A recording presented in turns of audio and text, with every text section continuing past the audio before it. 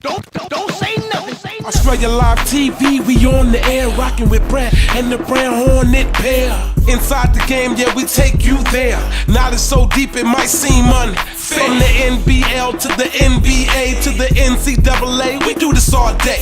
See these other shows and we just laugh at y'all. Half of y'all have never played basketball, much less can talk it, walk it. Come off it, dudes, with no store, we don't market news. For target views, no, we go live. Full court press with two of the coolest guys. NBA junkies, this is where it's at. Want the truth about hoops, we gon' keep you coming back. Now give it up for BM and K Brooks, reals unguardable like Kareem Sky Hooks. Welcome back to Inside the Game, and in the studio we have the boy wonder Tyson Beck joining us. Tyson, how you doing? Yeah, good, man. All right, Tyson, now your Southwest Division is, they're all fishing right now, gone. Playing a bit of golf. But hey, thank you for joining us. Now you're going to pose as our NBA expert. We're going to talk about some of these little games that's going on, some of these matchups. Let's start off with Boston and Cleveland. What's your take on that? Did you see that one coming? Did you see Boston beating Cleveland this series? I didn't see it, but I saw him stretching it to 7 games. Boston are different than last year. People tend to forget that they didn't have Kevin Garnett across the playoffs last season. Yeah. That was the killer last year. I reckon. And with KG back, he's kind of their leader. Gets everyone's morales up, and inside and outside of the game, he'd be talking. And during the season, Rondo came out and said everyone has personal problems with each other. I saw KG probably huddled around and got them all back together, so they're playing back like they were in 2008. And it's definitely showing they're playing team basketball. Rajon Rondo is just absolutely amazing. And you've got Tony Allen off the bench. Glenn Davis is stepping in. Kendrick Perkins is doing his thing, and everyone is just absolutely killing it for Boston at the moment. Did you see Allen's dunk today? Over Anton Jameson? Yeah. One of the best dunks that was a good call of the back year, reach wasn't back. it? Yeah, that was insane. It was really all good. right. It wasn't all that.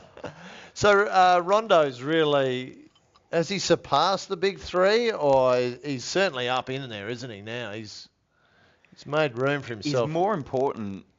I'd say he's as important as Kevin Garnett. Kevin Garnett might not statistically, open your eyes and go, wow, he leads this team. But Rajon Rondo and Kevin Garnett, I'd say, would be the front two. Ray Allen, you need that, he gels the team. He can stretch the defense. He's on the three-point line. But Rajon Rondo, he's got the ball in his hands like 16 seconds after 24-second shot clock. He rebounds, he passes, he defends. He can drive, he can dunk. The only thing he can't do is shoot free throws, and that's about it. If they go all the way right now, and they were declared the champions right now, the Celtics, Rondo would be the MVP. I think he's the key for that Celtic ball club. He sets the tempo. He gets everyone involved. I think he's the key for that Celtic. Garnett was good today. They didn't have anyone to stop him. They put Shaq on him to start. And they went to work on him right away. Which was a big mistake. Got Garnett in his groove, as a matter of fact. Yes. And he just got going. And at the end of the game, where Cavs had that little sense of urgency when it was like 6-7 points with that a minute and a half left,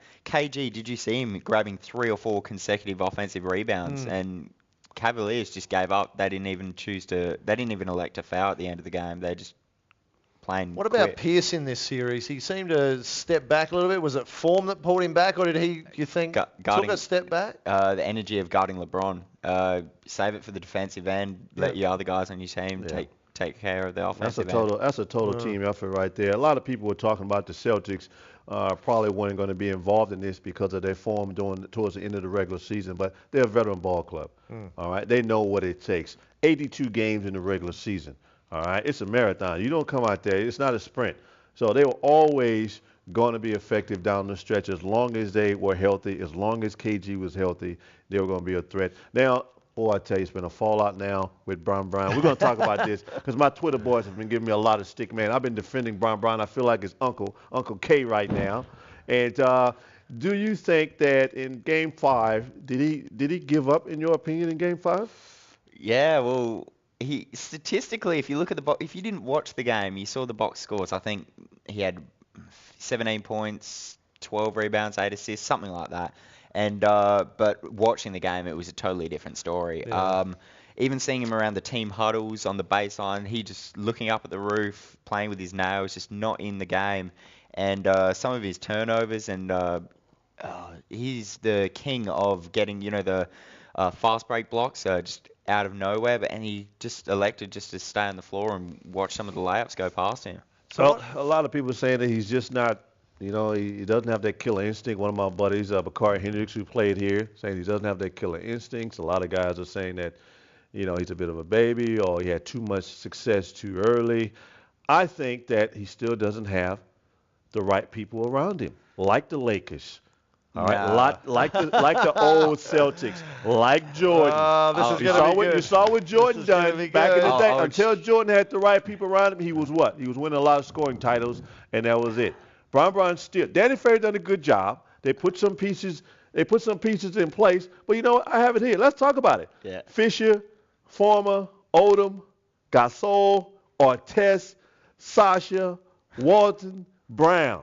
All right, that's the Lakers without Kobe. Yeah. All right, listen to the Cavaliers. Gibson, Williams, Parker, Moon, Jameson, Shaq, and the big fella, what's his name? Gauskas, and you've got Who else? JJ Hickson. Okay, Hickson. Who else? Anderson Varejao. Now, he's a rookie. Varejao. I knew I was missing someone. Varejao, the Brazilian. Leon Powell, who absolutely destroyed them. He's not the Leon Powell for the Celtics days. This guy's coming off major knee surgery. He was a non-factor this year. You can't bring him up. He was a non-factor this year. And they've got Sebastian Telfair as well. He's on the bench in a six-piece suit. He's nowhere near the court. Now give it up for BM and K Brooks, reals unguardable like Kareem Scott.